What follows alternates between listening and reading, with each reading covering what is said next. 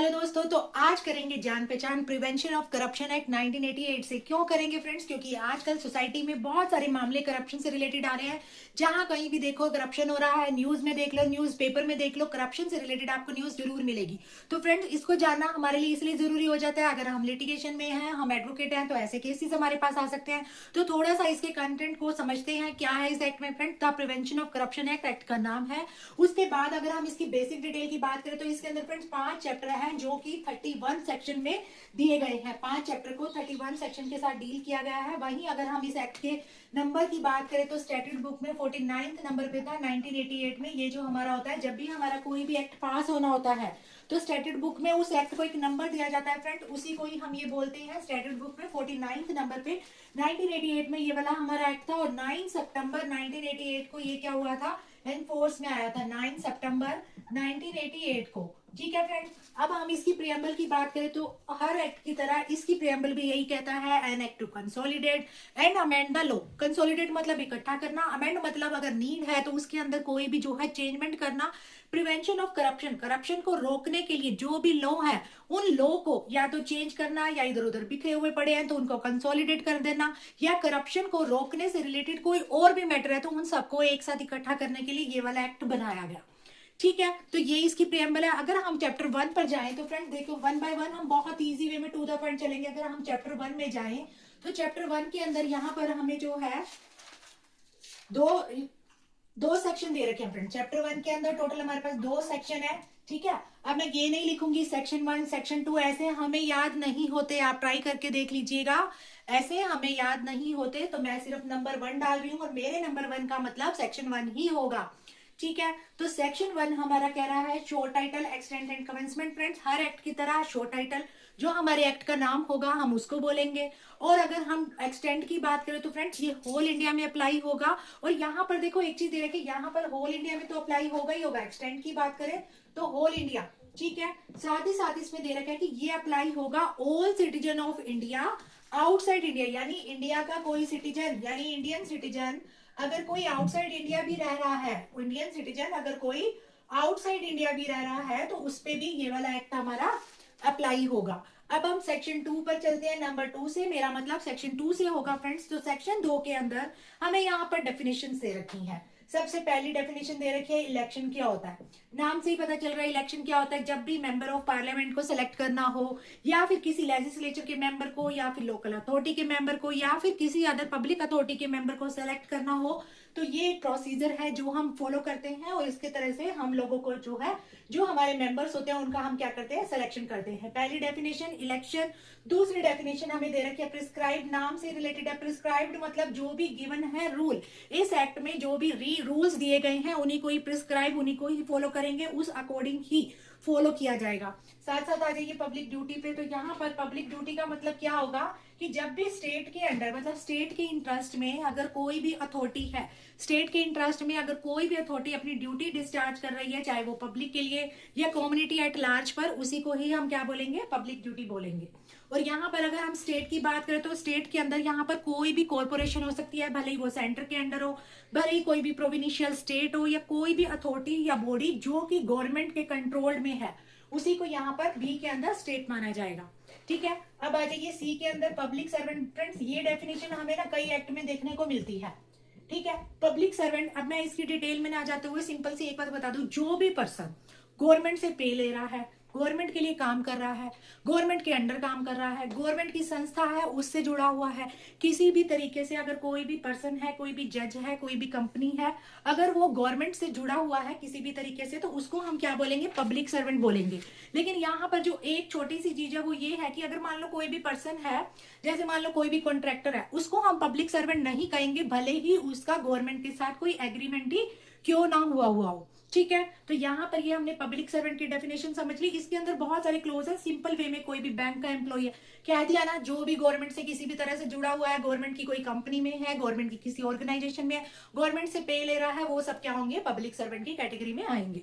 अब यहाँ पर डी में हमें दे रखा है अनड्यू इन्फ्लुएंस। यही हमारा सबसे इंपॉर्टेंट डेफिनेशन है। क्यों? क्योंकि ये जो हमारा जो एक्ट है इसी से जो है रिलेटेड है। अनड्यू एडवांटेज यहाँ पर दे रखा है फ्रेंड्स। अनड्यू एडवांटेज का मतलब होता है कि जिसके लिए जो है मतलब आपका राइट नहीं है, आप किसी पे दबाव बनाकर कोई भी फायदा ले रहे हैं। जैसे यहाँ पर वर्ड दे रखा है ग्रेटिफिकेशन, कोई भी आपको लालच दे रहा है, मतलब एक तो आपको सैलरी मिल रही है वो तो आप ले रहे हैं, ठीक है, वो तो आपकी लीगल रिन्यूमरेशन होगी। लेकिन अनड्यू एडवांटेज के अंदर हो गया, जैसे आप किसी से रिश्वत ले रहे हैं, किसी ने आपको कोई भी लालच दिया कोई भी काम करने के लिए, आपने पैसे लिए उससे कोई भी काम करवाने के लिए, ठीक है, तो उसको हम क्या बोलेंगे, ग्रेटिफिकेशन बोलेंगे। और ये ग्रेटिफिकेशन सिर्फ पिक्यूनरी ग्रेटिफिकेशन नहीं है, मतलब आप सिर्फ पैसों में ही, पैसों के लालच से ही किसी का काम ना करके, भले ही किसी चीज के लालच के बदले आप किसी का काम करते हैं, तो उसको हम क्या बोलेंगे, अनड्यू एडवांटेज बोलेंगे। ये था हमारा सेक्शन 2। अब आ जाइए चैप्टर 2 के ऊपर। तो फ्रेंड चैप्टर 2 के अंदर हमारा सबसे पहले सेक्शन 3 जो है स्टार्ट होता है।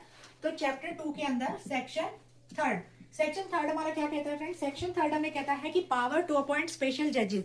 स्पेशल जजेस क्यों यहाँ पर स्पेशल जजेस किया गया, क्योंकि फ्रेंड्स यहाँ पर क्या है, एक सेंसिटिव मैटर की बात की जा रही है, किसकी, करप्शन की बात की जा रही है, जो बहुत ही सेंसिटिव मैटर है, ठीक है। तो उसके लिए इस एक्ट के अंदर ये दे रखा है कि चैप्टर 2 के सेक्शन 3 के अंदर ऐसे केसेस के लिए इस एक्ट के अंदर कोई भी ऑफेंस होता है, इस एक्ट के अंदर कोई भी ऑफेंस की पनिशमेंट गिवन है, तो उस ऑफेंस के लिए या फिर इस एक्ट के अंदर जो भी ऑफेंस मेंशन है, अगर उससे रिलेटेड कोई भी कॉन्स्पिरेसी करता है, अटेम्प्ट करता है या अबेटमेंट करता है, तो इस एक्ट के अंदर सेंटर या स्टेट गवर्नमेंट, कौन कौन दो अथॉरिटीज है, सेंटर या स्टेट गवर्नमेंट क्या करेंगी, ऐसे मैटर से डील करने के लिए एक स्पेशल जज को अपॉइंट करेंगी। ये वाली बात कौन कहता है, सेक्शन 3 हमारा कहता है उस पर्टिकुलर एरिया के लिए जहां पर वो ऑफेंस हुआ होगा, या जिस भी एरिया से रिलेटेड कोई भी केसेस होंगे, ग्रुप ऑफ केसेस होंगे, उन सबके लिए सेक्शन 3 के अंदर स्पेशल जज अपॉइंटेड बाय सेंटर और स्टेट गवर्नमेंट। अब आ जाइए सेक्शन 4 हमारा क्या कह रहा है, सेक्शन 4 हमारा कह रहा है कि केसेस जो होंगे ट्राइबल बाय किसके द्वारा होंगे, स्पेशल जजेस के द्वारा।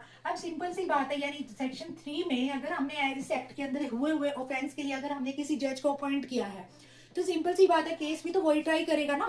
तो सेक्शन 4 हमारा यही बात कह रहा है कि भले ही जो भी गिवन है सीआरपीसी के अंदर या किसी भी अदर लॉ के अंदर, सीआरपीसी में या किसी भी अदर लॉ के अंदर, या सेक्शन 3 का सब क्लोज 1, सेक्शन 3 का सब क्लोज वही बात कह रहा है कि कोई भी ऑफेंस अगर पनिशेबल है इस एक्ट के अंदर, तो वो ट्राई कौन करेगा, वही स्पेशल जज ट्राई करेगा। कहां ट्राई करेगा, जहां पर या तो वो ऑफेंस हुआ है या फिर जहां पर उस जज की जो है अपॉइंटमेंट हुई है, तो वहां पर उस केस को ट्राई किया जाएगा। कौन से सेक्शन के अंदर, सेक्शन 4 हमें इस बारे में बात बता रहा है। अब आ जाइए सेक्शन 4 का यहाँ पर सब कुछ 3 हमें क्या कह रहा है, यहाँ पर कह रहा है कि when trying any case a special जज। यहाँ पर ये कह रहा है कि सेक्शन 3 के अंदर सेंट्रल या स्टेट गवर्नमेंट ने क्या किया, जज को अपॉइंट कर दिया स्पेशल केसेस के लिए।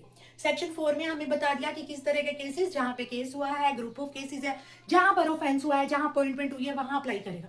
लेकिन सेक्शन 4 के अंदर एक बात और भी कही गई है, इस एक्ट के अंदर, सेक्शन 4 के अंदर यहाँ पर दिया गया है कि इस एक्ट के अंदर तो जो भी ऑफेंस हुए हैं उनको तो डील करेगा ही करेगा स्पेशल जज। लेकिन सेक्शन 4 के सब क्लोज 3 के अंदर ये दे रखा है कि अगर सीआरपीसी, यानी सीआरपीसी अब हमारा क्या बन गया, बीएनएसएस बन गया है, तो बीएनएसएस के अंदर भी कोई भी ऑफेंस होता है उस एरिया में, तो वो भी ट्राइड बाय कौन होगा, स्पेशल जज उसको भी ट्राई कर सकता है। ये हमारा सेक्शन 4 का सब क्लोज 3 कह रहा है, ठीक है। और ये भी कह रहा है कि ऐसे मतलब सीआरपीसी के अंदर जब ट्रायल और ऑफेंस, सीआरपीसी को छोड़कर इस एक्ट में कोई भी ऑफेंस होता है तो उसका ट्रायल जो है 2 साल के अंदर अंदर खत्म करना पड़ेगा। 2 साल के अंदर खत्म, मतलब सीआरपीसी का जो भी ऑफेंस होगा उसका हो सकता है लेंथी प्रोसीजर हो, उसको छोड़कर अगर इस एक्ट के अंदर, कौन सा एक्ट है, प्रिवेंशन ऑफ करप्शन एक्ट 1988 का एक्ट है, तो इस एक्ट के अंदर अगर कोई भी ऑफेंस होता है तो उसका trial day to day proceeding होगी और 2 साल के अंदर अंदर उसको क्या करना पड़ेगा, खत्म करना पड़ेगा। अदरवाइज जज को क्या है, रीजन रिकॉर्ड करना पड़ेगा कि क्यों ये मैटर अब तक चल रहा है, ठीक है। यही इसके अंदर ये प्रोविजो में दे रखा है, एक प्रोविजो में दे रखा है रीजन बताना पड़ेगा, और दूसरे प्रोविजो में दे रखा है अगर फिर भी 2 साल के अंदर खत्म नहीं होता तो दूसरा प्रोविजो कहता है कि 6 महीने तक का समय आपको और दिया जा सकता है, 6 महीने तक आप समय बढ़ा सकते हो। ये हमारा सेक्शन 4 है, किसका है, ये सेक्शन 4 चैप्टर 2 का, ठीक है, प्रिवेंशन ऑफ करप्शन एक्ट। अब आ जाइए सेक्शन 5 हमारा क्या कह रहा है, सेक्शन 5 हमारा कह रहा है प्रोसीजर एंड पावर क्या होंगी स्पेशल जज की। तो सेक्शन 5 को याद करने के देखिए, 3 में क्या हुआ, अपॉइंटमेंट हुई, 4 में क्या हुआ, केस ट्राइबल बाय स्पेशल जज हुआ, 5 में क्या हुआ, प्रोसीजर एंड पावर बताई गई। अब ट्राई करेगा लेकिन उसको प्रोसीजर तो बताना पड़ेगा ना कि इस एक्ट के ऑफेंस के लिए आप क्या प्रोसीजर फॉलो करोगे, कहां तक आपकी पावर है, लिमिटेशन तो देनी पड़ेगी ना उसको। तो यहाँ पर क्या है कि एक स्पेशल जज कॉग्निजेंस भी ले सकता है, ठीक है, बिना एक्यूज को कमिट किए ट्रायल के लिए।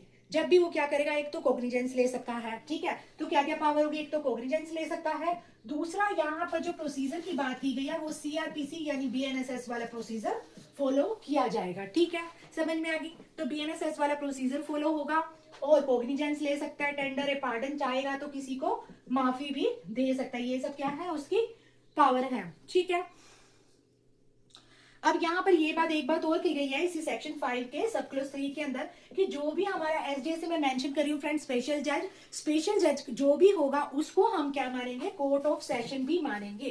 क्या मानेंगे, उसी को ही हम कोर्ट ऑफ सेशन मानेंगे। तो यहाँ पर मैं COS लिख देती हूँ, जो भी स्पेशल जज होगा उसी को कोर्ट ऑफ सेशन मानेंगे। और वहां पर जो भी हमारा प्रोसिक्यूटर होगा, जो भी प्रोसिक्यूशन कंडक्ट कर रहा होगा, उसी को हम क्या मानेंगे, पब्लिक प्रोसिक्यूटर मानेंगे। क्या मानेंगे, पब्लिक प्रोसिक्यूटर। कौन से सेक्शन में, सेक्शन 5 के अंदर, 5 के सब क्लोज 3 के अंदर। ठीक है, अब आ जाइए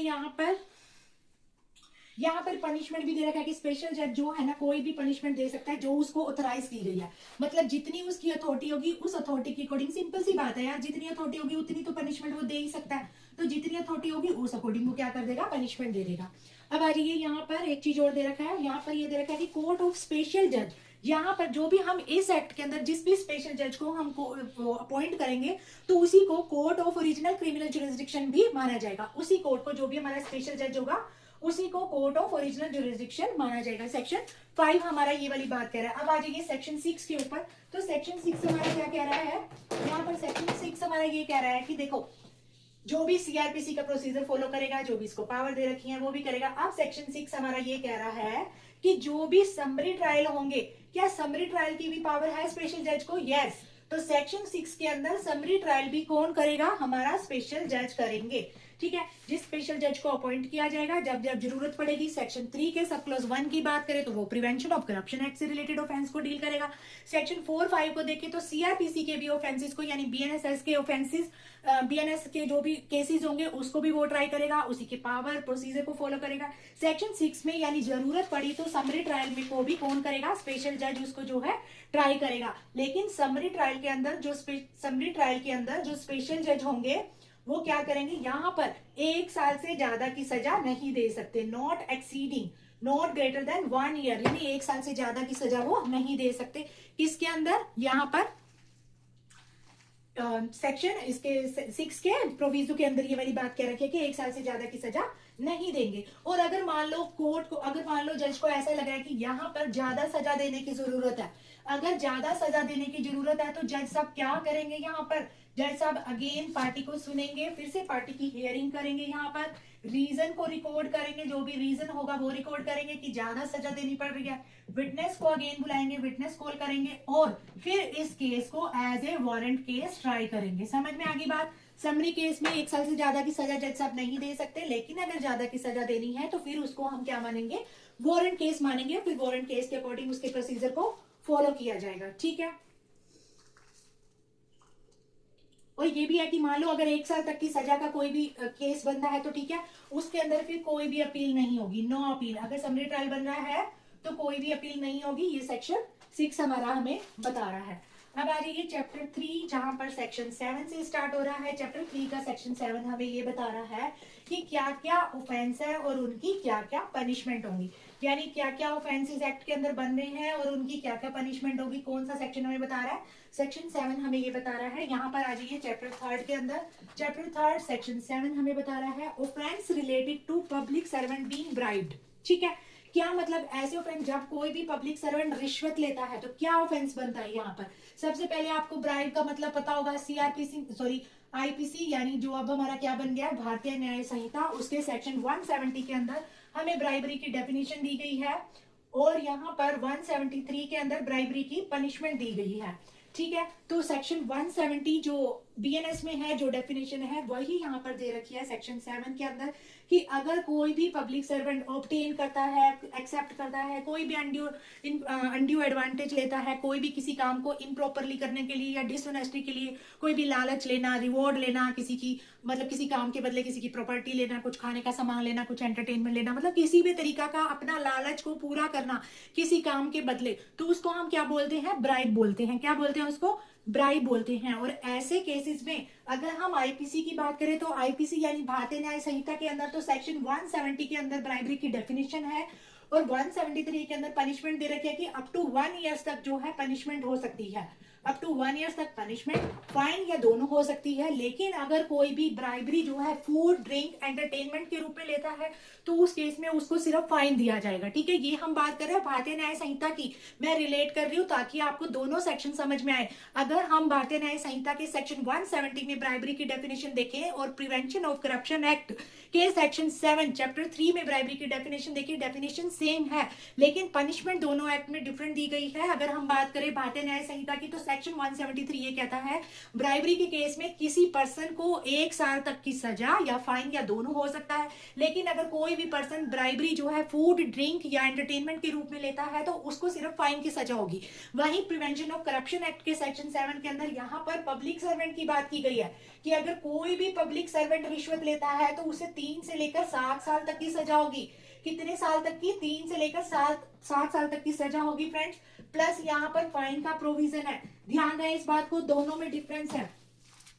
ठीक है, तो ये हमारा था सेक्शन 7। और यहाँ पर एक चीज और भी की गई है, आपने भले ही सिर्फ डिमांड की हो यानी मेयर डिमांड, सिर्फ डिमांड भी क्या माना जाएगा, आपने रिश्वत ली है। ठीक है, आप एक पब्लिक सर्वेंट है लेकिन आपने जो ब्राइबरी ली वो आपने ऑफिशियल आवर्स के दौरान नहीं ली, वो आपने ऑफिशियल आवर्स के दौरान नहीं ली, तब भी ये माना जाएगा कि आपने एक पब्लिक सर्वेंट होने के नाते ब्राइबरी ली और इसी एक्ट के अंदर आपको जो है पनिश किया जाएगा। ध्यान है इस बात को फ्रेंड, ये छोटे छोटे पॉइंट्स है आपको याद रखने चाहिए। ठीक है, अब आ जाइए section 7A। Section 7A chapter 3 का हमें क्या कह रहा है कि taking undue advantage to influence public servant by corrupt और इलीगल मीन और by exercise of personal influence. क्या मतलब है इसका कि कोई भी पर्सन मान लो एक्सेप्ट करता है, वही यहाँ पर ये बात बता रखी है कि मान लो पब्लिक सर्वेंट से कोई भी गलत काम करवाने के लिए, यहाँ पर तो क्या है पब्लिक सर्वेंट ले रहा है, यहाँ पर क्या है सेक्शन 7A के अंदर taking undue advantage to influence public servant by corrupt,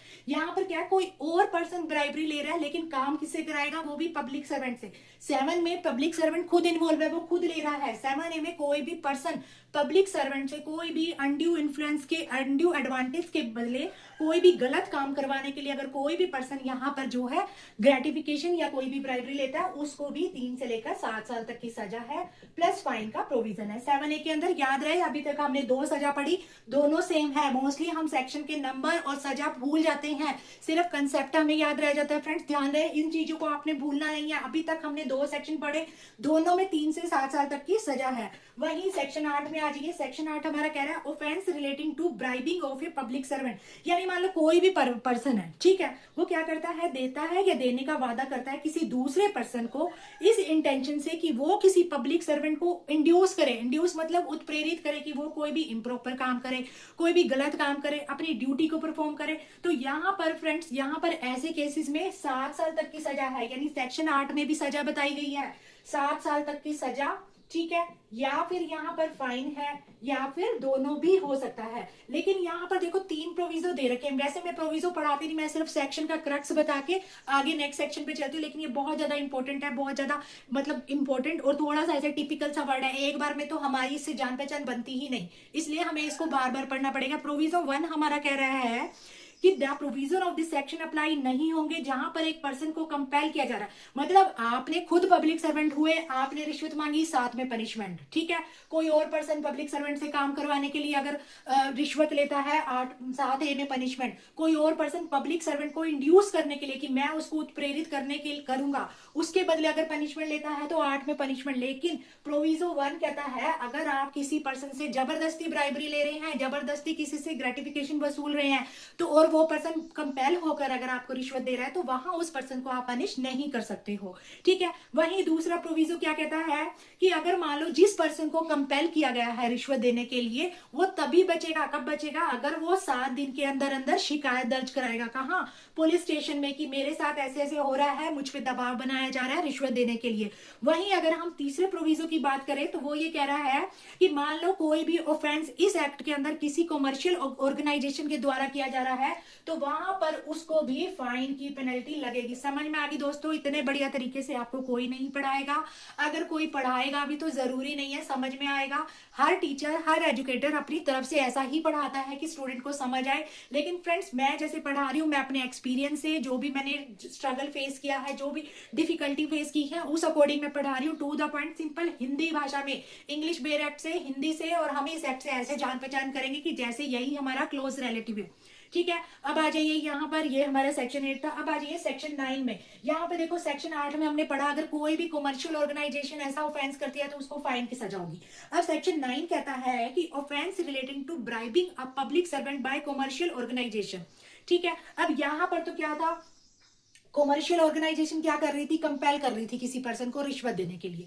अब 9वें में यहाँ पे क्या है कि यहाँ पर क्या है, रिश्वत ही दे रही है। कौन? कॉमर्शियल ऑर्गेनाइजेशन खुद रिश्वत दे रही है पब्लिक सर्वेंट को। तो यहाँ पर कोई भी ऑफेंस जब कॉमर्शियल ऑर्गेनाइजेशन के द्वारा किया जाता है किस किस के लिए, तो उसको फाइन की सजा होगी। लेकिन यदि कोई भी person associated with this organisation वो खुद देता है या प्रॉमिस देता है कि मैं जो है पब्लिक सर्वेंट को जो है रिश्वत दूंगा, अगर वो क्या करे, ऑब्टेन या रिटेन करे बिजनेस को, दूसरा या फिर कोई भी advantage in conduct of business में ऑब्टेन या रिटेन करे। ऑब्टेन या रिटेन किसी बिजनेस को करना या किसी एडवांटेज को रिटेन करना, तो ऐसे केसेस में जो है ये सेक्शन 9 के अंदर कॉमर्शियल ऑर्गेनाइजेशन का प्रोविजन दिया गया है।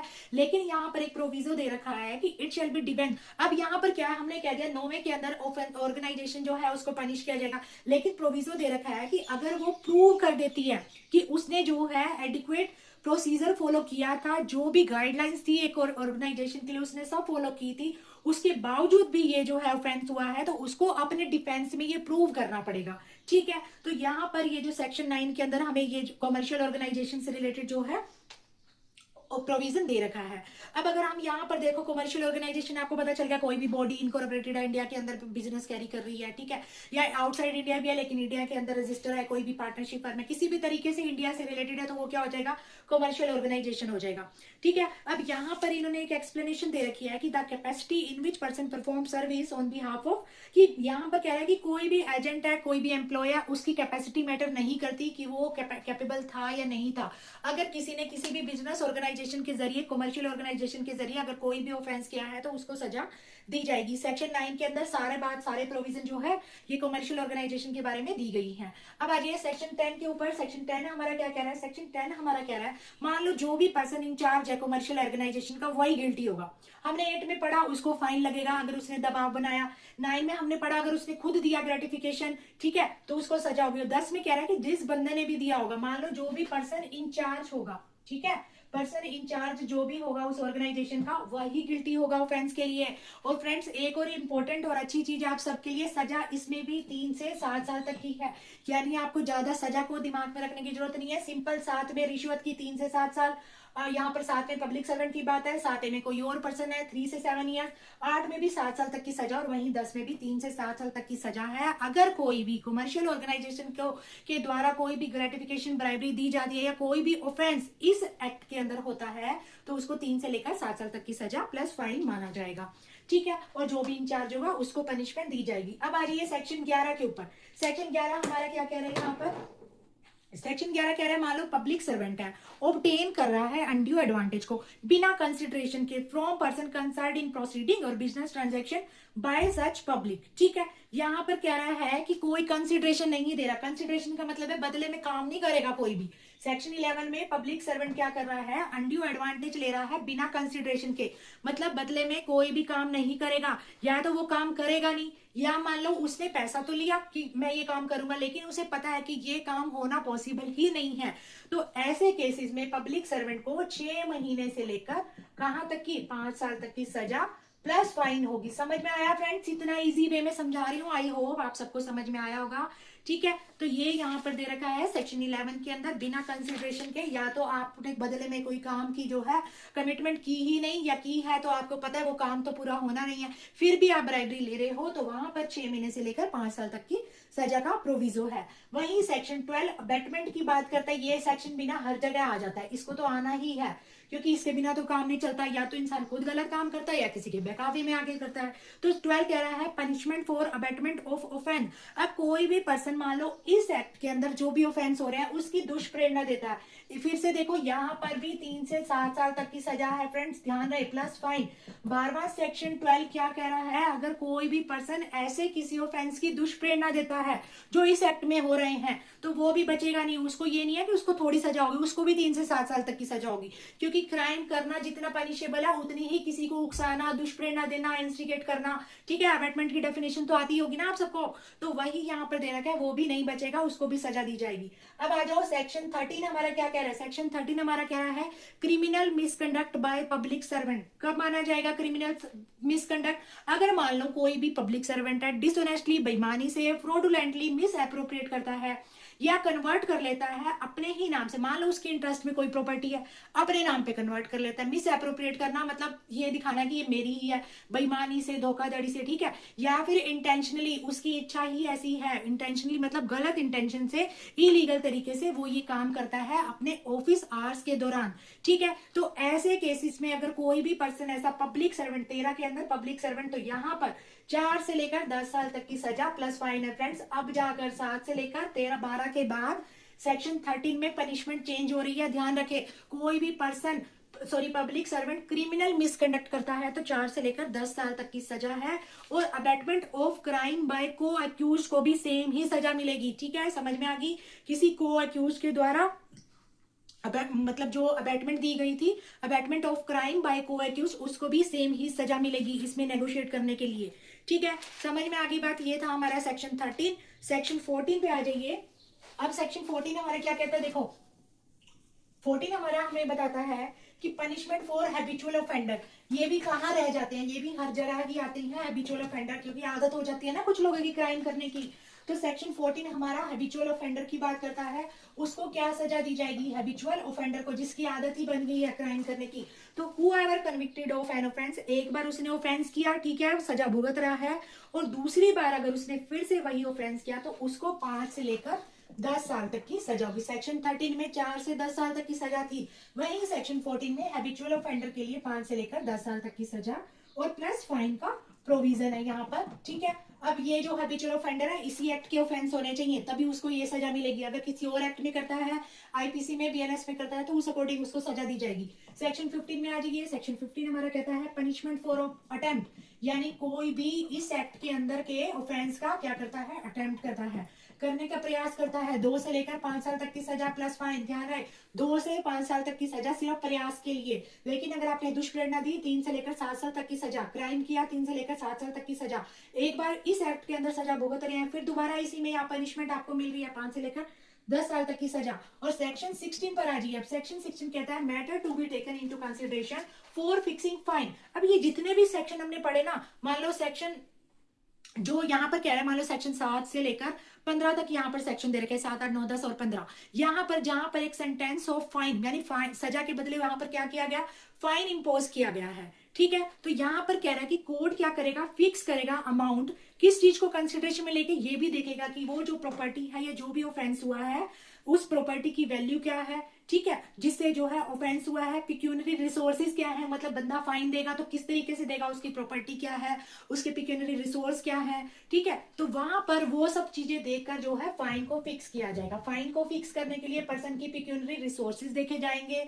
उसकी प्रॉपर्टी देखी जाएगी कि जो एक्यूज है वो कहीं अनेबल तो नहीं है ये फाइन पे करने के लिए, तो जितने के वो लायक होगा, मतलब कह सकते हैं जितने की उसकी प्रॉपर्टी, उस अकॉर्डिंग उस पर फाइन लगा दिया जाएगा, ठीक है। ये था हमारा सेक्शन 16। अब हम चैप्टर 4 की अगर बात करें तो यहाँ पर जो चैप्टर 4 है, अभी क्या आता है कि investigation into case under this act, investigation कौन करेगा, तो ये सेक्शन 17, 17A और 18 तीन सेक्शन के बारे में डील करता है इन्वेस्टिगेशन का चैप्टर 4। तो कहता है सबसे पहले 17 तो कहता है कौन कौन पर्सन ऑथराइज्ड होगा, पर्सन ऑथराइज्ड किस चीज के लिए, इन्वेस्टिगेशन के लिए, ठीक है। इस एक्ट के अंदर कौन सा एक्ट पढ़ रहे हैं हम, प्रिवेंशन ऑफ करप्शन एक्ट 1988 पढ़ रहे हैं। तो ये कह रहा है कि जो भी सीआरपीसी में दे रखा है, ये क्या कह रहा है, सीआरपीसी में यानी बीएनएसएस में, भारतीय न्याय सुरक्षा संहिता में जो भी दिया गया है, अगर मैटर डीएसपीई का, डीएसपी मतलब दिल्ली स्पेशल पुलिस यूनिट का है, sorry establishment Delhi police, Delhi special police unit का मामला है, ठीक है। तो या इसका मतलब क्या होता है, दिल्ली स्पेशल पुलिस एस्टेब्लिश का मतलब होता है सीबीआई, यानी अगर सीबीआई का मामला है तो इन्वेस्टिगेशन कौन करेगा, एटलीस्ट इंस्पेक्टर रैंक का पर्सन होना चाहिए, ठीक है। फिर इन्होंने कहा मान लो कोई भी मेट्रोपॉलिटन एरिया का मामला है, मेट्रोपॉलिटन एरिया का मामला है, जो सेक्शन अब बीएनएस इसमें हटा दिया गया है, लेकिन ये पहले इसमें मेंशन है प्रिवेंशन ऑफ करप्शन एक्ट में, तो हम उसको डिस्कस कर रहे हैं।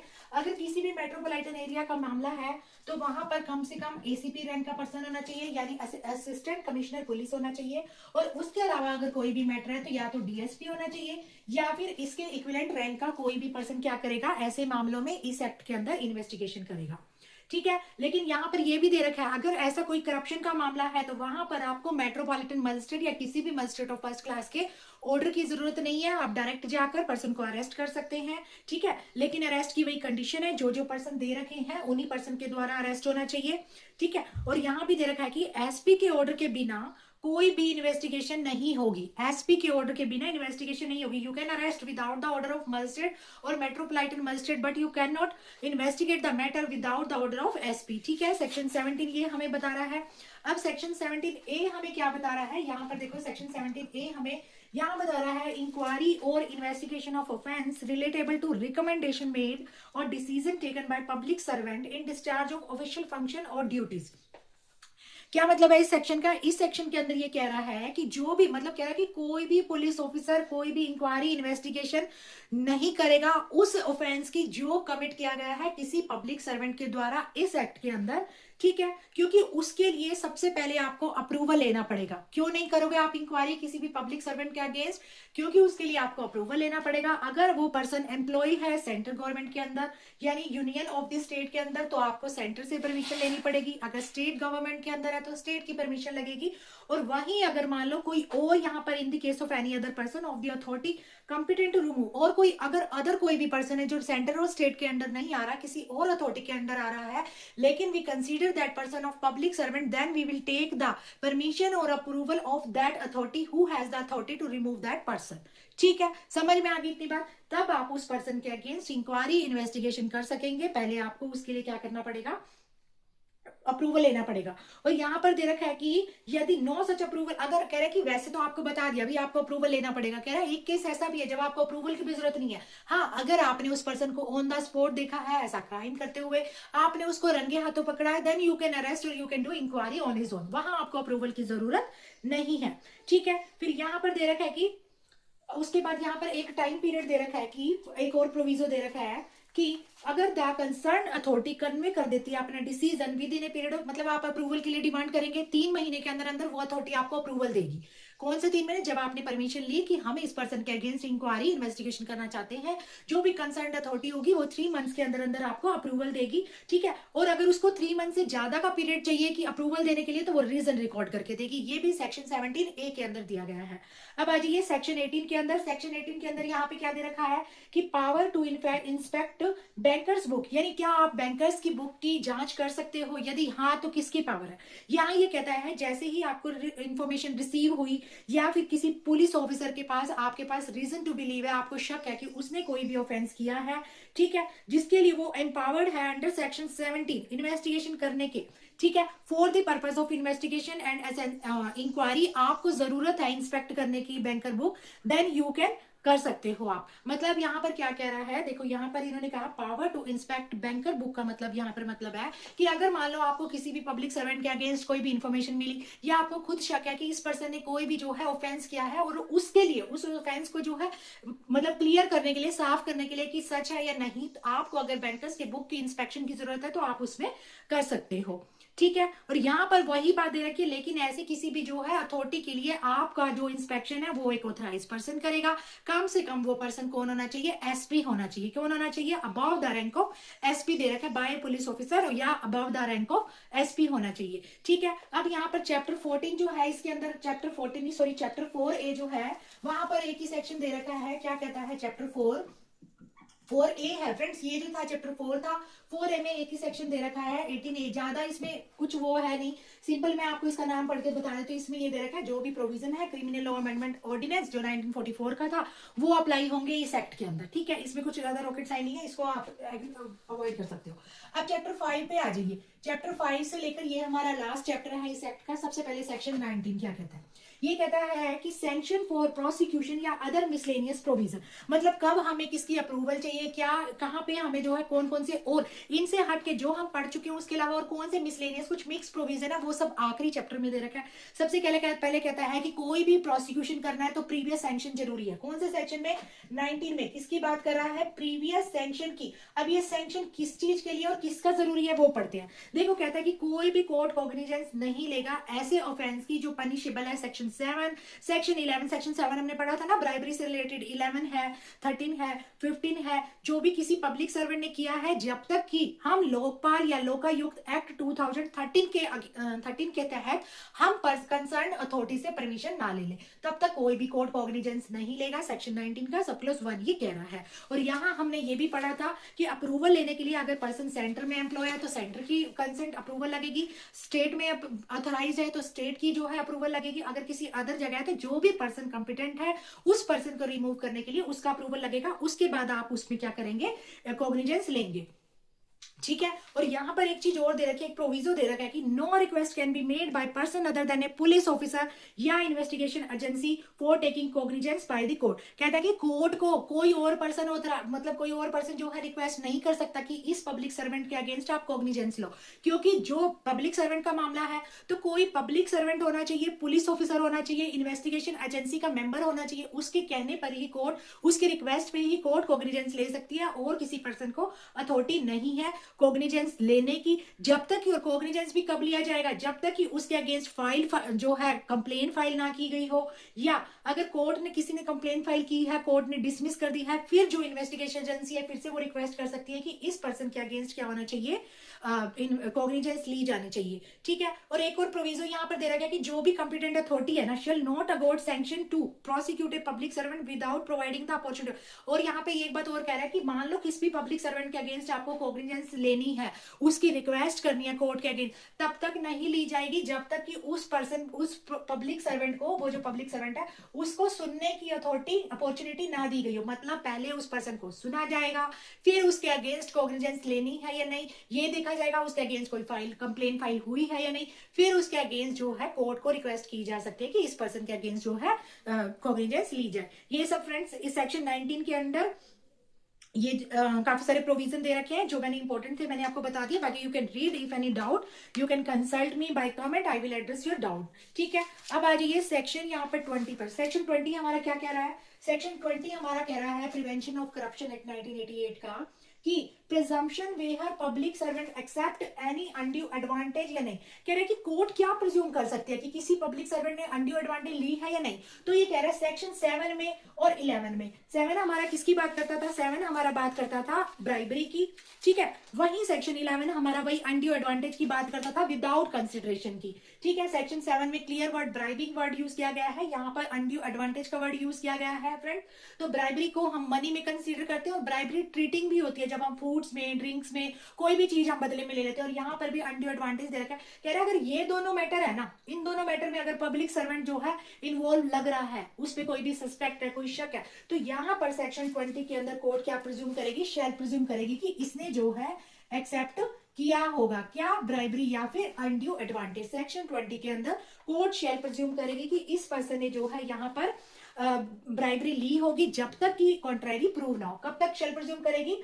अनलेस कॉन्ट्रैरी प्रूव, जब तक कि उसके अगेंस्ट कुछ और प्रूव ना किया हो। ठीक है। अगर विदाउट कंसिडरेशन भी उसने अनड्यू एडवांटेज लिए तो भी उसको ब्राइब्ड माना जाएगा।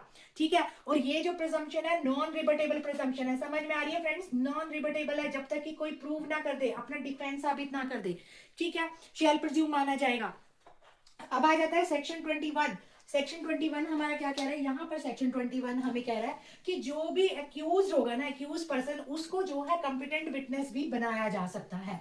सेक्शन 20 सेज दैट कि एक्यूज को यहाँ पर कंपिटेंट विटनेस बनाया जा सकता है, एक्यूज को कंपिटेंट विटनेस। ठीक है। अब यहाँ पर क्या कह रहा है, देखो कोई भी पर्सन है जिसके ऊपर चार्ज लगा है इस एक्ट के अंदर, भाई इस बंदे ने ऑफेंस किया है, ठीक है, वो कॉम्पिटेंट विटनेस होगा अपने डिफेंस के लिए। कब होगा, जब वो ओथ पे एविडेंस दे देगा, ठीक है, डिसप्रूव कर देगा अपने चार्ज को, या फिर किसी और पर्सन अगेंस्ट, किसी और पर्सन, कोई और पर्सन वहां पर इन्वॉल्व है उसके अगेंस्ट कोई भी चार्ज प्रूव कर देगा, ठीक है, उसी सेम ट्रायल में। और यदि he shall not be called as a witness except at his own request, कहते हैं कि जब तक वो खुद रिक्वेस्ट नहीं करेगा आप उसको एज ए विटनेस नहीं बुलाओगे। ही शैल नॉट बी कॉल्ड, तब तक नहीं बुलाया जाएगा जब तक वो खुद ना कहे भी ठीक है मैं गवाही देने के लिए तैयार हूं। और अगर वो फेल हो जाता है एविडेंस देने से, जो भी उसको कहा गया है, कोई भी अगर फेल हो जाता है तो उसको भी उसी सेम ट्रायल में क्या किया जाएगा, चार्ज किया जाएगा, ठीक है। उसे ही शैल नॉट बी आस्क्ड, कोई भी रिक्वायर्ड क्वेश्चन उससे नहीं पूछे जाएंगे जब तक कि ही इज गिल्टी ना हो किसी भी ऑफेंस के लिए जिसका उसके ऊपर चार्ज लगा हुआ है, ठीक है। सेक्शन 21 में एक्यूज को एक कॉम्पिटेंट विटनेस बनाया जाएगा जब वो अपने डिफेंस में प्रूव करेगा, अपने एविडेंस देगा ओथ के ऊपर, या जो भी उसके ऊपर चार्ज लगा है उसको डिसप्रूव करेगा, या सेम ट्रायल में कोई और पर्सन है उसके अगेंस्ट जो है चार्ज को जो है प्रूव करेगा, ठीक है, तब उसको जो है यहाँ पर कॉम्पिटेंट विटनेस बनाया जाएगा। किसको, सेक्शन 21 में किसको, एक्यूज को।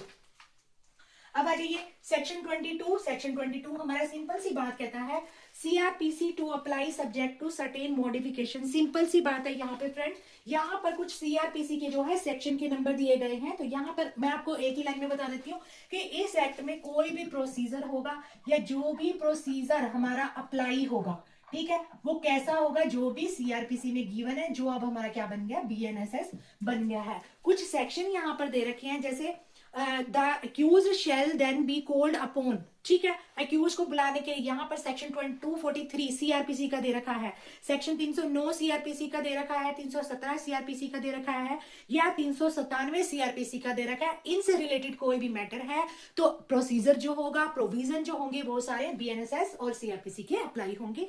सेक्शन 22 में ये कह रहा है। सेक्शन 23 हमारा क्या कह रहा है, particular in charge in relation to an offence under section 13 sub clause 1 A. Section 13 क्या कहता था, क्रिमिनल मिसकंडक्ट की बात कर रहा था, किसके द्वारा, पब्लिक सर्वेंट के द्वारा। तो कह रहा है कि जो भी दिया गया है सेक्शन 13 कह रहा है कि पर्टिकुलर इंचार्ज, कह रहा है कि मान लो क्रिमिनल मिसकंडक्ट का कोई भी मामला है पब्लिक सर्वेंट के द्वारा, तो सीआरपीसी में जो कुछ भी दिया गया है जब एक्यूज चार्ज होगा इस सेक्शन के अंदर, ठीक है, तो इट शैल बी सफिशिएंट होगा डिस्क्राइब करना इंचार्ज द प्रॉपर्टी इन, क्योंकि हमने क्या कहा था, क्रिमिनल मिसकंडक्ट अगर कोई भी करता है तो क्या करता है, मतलब किसी दूसरे की प्रॉपर्टी को अपने ऊपर अपने पास ट्रांसफर कर लेता है, या मिस एप्रोप्रिएट मतलब ये श्योर करना, गलत दिखाता है कि ये प्रॉपर्टी मेरी है, ठीक है। तो यहाँ पर ये दे रखा है कि जो भी यहाँ पर जो प्रॉपर्टी यहाँ पर होगी इट शैल बी सफिशिएंट होगा डिस्क्राइब करना in charge the property in respect की जिस भी प्रॉपर्टी के रिलेटेड क्रिमिनल मिसकंडक्ट हुआ है पब्लिक सर्वेंट के द्वारा, ठीक है, विदाउट स्पेसिफाइंग पर्टिकुलर आइटम और एग्जैक्ट डेट। जो चार्ज हो गए फ्रेम किए जाएंगे वो वन ऑफेंस के किए जाएंगे, that is section 219 of the CrPC, ठीक है। मतलब प्रॉपर्टी से रिलेटेड मिसकंडक्ट, कोई भी मिसकंडक्ट का कोई भी मैटर है पब्लिक सर्वेंट के द्वारा तो उसमें एक ही चार्ज फ्रेम होगा, दैट इज सीआरपीसी का सेक्शन 219, ठीक है। और यहाँ पर ये दे रखा है कि जो भी जो वो है प्रोविजन दे रखा है, जो टाइम है including between the first and last of such date, यानी जब से क्रिमिनल मिसकंडक्ट हुआ है जब तक हुआ है उसके बीच में 1 साल के अंदर अंदर आपका जो है केस जो है फॉल करना चाहिए, मतलब 1 साल के अंदर अंदर वो मिसकंडक्ट होना चाहिए, तो आप उस दौरान जो है केस फाइल कर सकते हैं। सेक्शन 24 रिपील्ड है। 25 हमारा बात करता है हमारी जो तीनों सेनाएं हैं, मिलिट्री, नेवल और एयरफोर्स या other law not to be affected, इस एक्ट का इन पे कोई इफेक्ट नहीं पड़ेगा क्योंकि इनके अपने कोर्ट मार्शल होते हैं, इनके अपने स्पेशल लॉ होते हैं, तो ये कह रहा है इन सब के ऊपर जो है इस एक्ट का कोई भी इफेक्ट नहीं पड़ेगा। और एक चीज इसमें और बता रखी है कि कोर्ट ऑफ स्पेशल जज जो है सबसेक्शन 1 के अंदर ही कोर्ट ऑफ स्पेशल जज जो होगा उसी को ही क्या माना जाएगा, court of ordinary criminal justice माना जाएगा, ठीक है। आगे समझ में। अब आ जाइए सेक्शन 26 पे। सेक्शन 20 कह रहा है कि स्पेशल जज को अपॉइंट किया जाएगा under act 46 of the 1952 to be special जज अपॉइंटेड। कह रहा है कि जो 1952 का जो हमारा प्रिवेंशन ऑफ करप्शन एक्ट था ना, क्योंकि ये तो अमेंडमेंट के बाद आया था हमारा 1988 का एक्ट, सबसे पहला एक्ट जो था हमारा 1947 का था, फिर इसमें अमेंडमेंट हुई 1952 में, इसके बाद भी लेटर एक और संथम जो कमेटी थी उसकी रिकमेंडेशन पे एक और अमेंडमेंट हुई थी, फिर जो हमारा लास्ट में आया था 1988। तो ये कह रहा है कि जो हम स्पेशल जज को अपॉइंट करेंगे। वो 1952 में 46 नंबर पे जो प्रिवेंशन ऑफ करप्शन एक्ट था 1952 में, उसी का प्रोसीजर फॉलो किया जाएगा स्पेशल जज को अपॉइंट करने के लिए। ये वाली बात कौन कह रहा है? सेक्शन 26 कह रहा है कि स्पेशल जज के अपॉइंटमेंट के लिए 1952 के एक्ट का प्रोसीजर फॉलो किया जाएगा। वहीं अगर हम सेक्शन 27 की बात करें तो अपील एंड रिवीजन की बात कर रहा है। ये यहाँ पे कह रहा है, क्यों कह रहा है कि जो हमारा हम स्पेशल जज को अपॉइंट करेंगे, जिस एरिया के लिए करेंगे, जिस कोर्ट के लिए करेंगे, हम उसको कोर्ट ऑफ सेशन मानेंगे। तो अगर इस एक्ट के अंदर किसी भी मैटर में अगर आपको अपील राइज करनी है तो उस कोर्ट ऑफ सेशन की अपील जहां पर लगती होगी तो इस मैटर के मामले की भी अपील वहीं पर लगेगी। ठीक है, समझ में आ गई यही बात? ये सिंपल सी बात कह रहा है कि जो कोर्ट ऑफ सेशन जो इसको कंसीडर किया जाएगा उसकी अपील जहां लगती है इस केस में भी वहीं लगेगी। फिर सेक्शन 28 हमारा बात करता है act to be in addition to any other law. यहाँ पे कह रहा है मान लो पर्सन ने कोई भी ऑफेंस किया था, provision of this act not in derivation of any other law. कह रहा है कि इस एक्ट में जो भी प्रोविजन है वो किसी दूसरे एक्ट की डेरिवेशन में नहीं है। और nothing contain herein shall exempt any public servant from proceeding which might apart from this act be injured. मतलब यहाँ पर ये कह रहा है कि मान लो कोई पब्लिक सर्वेंट इस एक्ट के अगेंस्ट जो मतलब इस एक्ट के अंदर अगर जो है वो लाइबल है, मतलब एक्यूज है, इसमें तो उसका मामला चलेगा ही चलेगा। अगर उसी मामले उसी मैटर में कोई और मामला भी बनता है तो एडिशन में वो भी चलेगा। समझ में आ रही है बात? मतलब इस एक्ट का तो मैटर चलेगा ही चलेगा, लेकिन इसी ऑफेंस के तहत अगर उसके किसी और लॉ में भी लाइबिलिटी बनती है तो उससे उसको एग्जाम्प्ट नहीं किया जाएगा, तो वो भी इसके एडिशन में उसका मैटर चलेगा। सेक्शन 28 ये कह रहा है। अब यहाँ पर सेक्शन 29 अमेंडमेंट ऑफ ऑर्डिनेंस की बात कर रहा है, नॉट रेलिवेंट। अब यहाँ पर 29A जो है हमारा, ये हमारा सिंपल सी बात कह रहा है कि वही क्या कह रहा है कि पावर टू मेक रूल किसकी है? पावर टू मेक रूल किसकी हो जाएगी? सेंट्रल गवर्नमेंट की हो जाएगी। ठीक है, यहाँ पर इस एक्ट में इस सेक्शन में यही इंपॉर्टेंट है। उसके बाद रिपील एंड सेविंग की बात करें तो जैसे मैंने आपको बताया पहले 1947 में आया था, फिर 1952 में आया था, ये सब रिपील्ड हो गए थे जब हमारा 1988 का एक्ट आया था, 49th नंबर पे था। ठीक है, और यहाँ पर सेक्शन 31 कह रहा है omission of certain section of this. तो यहाँ पर कह रहा है कि जब ये पहले जो थे ना ये वाले प्रोविजन कहाँ दे रखे थे हमें? आईपीसी में दे रखे थे, सेक्शन 161 से 165A के अंदर, 161 से 165A के अंदर दे रखे थे यही एंटी करप्शन लॉ से रिलेटेड मैटर को। लेकिन जैसे ही ये एक्ट आया तो कह रहा है इनको यहाँ से क्या कर दिया गया था? ओमिट कर दिया गया था। तो फ्रेंड्स ये था prevention of corruption act 1988 to the point, simple and easy way में, वेरी इंपॉर्टेंट। ये तो हर बंदे को मतलब पता होना चाहिए, नॉलेज होनी चाहिए। कोई भी करप्शन करता है, क्या करता है, रिश्वत लेता है या कुछ भी अनड्यू एडवांटेज लेता है, तो ये था बहुत इंपॉर्टेंट सेशन। आई होप आप सबको बहुत अच्छे से समझ आया होगा। मिलते हैं नई क्लास में।